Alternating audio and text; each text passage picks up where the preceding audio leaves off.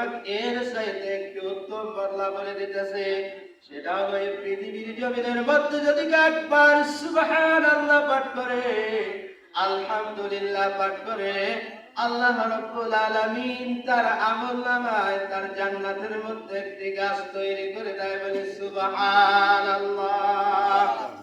এজন্য ভাই বেশি থেকে বেশি মাওলা পাকের জিকির করা লাগবে। অল্প একটু ঘটনা বলতেছে। হযরতে ইব্রাহিম ইবনে আদহাম রাহমাতুল্লাহ, উনি একদিন ওনার বিবি তাকে ডাক দিয়া বলতেছেন, আমার প্রাণের স্বামী, বাসার মধ্যে তৈল নাই, সন্ধ্যা ঘনিয়ে আসতেছে, বাতি জ্বালাইতে হবে, একটু বাজার থেকে বাজারে যাইয়া তৈল আনেন। হযরত ইব্রাহিম ইবনে আদহাম রাহমাতুল্লাহ সব সময় মাওলা পাকের জিকির করত।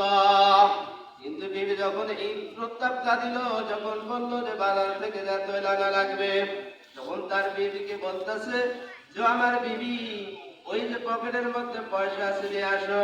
আর ওনার জবানের মধ্যে জিকির চলতে আছে, আল্লাহ আল্লাহ আল্লাহ। এবার বলতেছে তেল যে ভাড়া নিয়ে আসবো, ওই ভাড়াটা দেন, আল্লাহ আল্লাহ।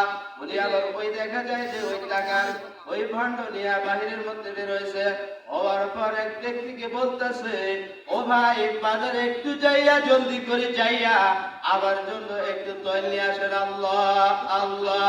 এরকম কথা বলে প্রতিটা কথার পিছে পিছে আল্লাহ আল্লাহ শব্দ জারি আছে।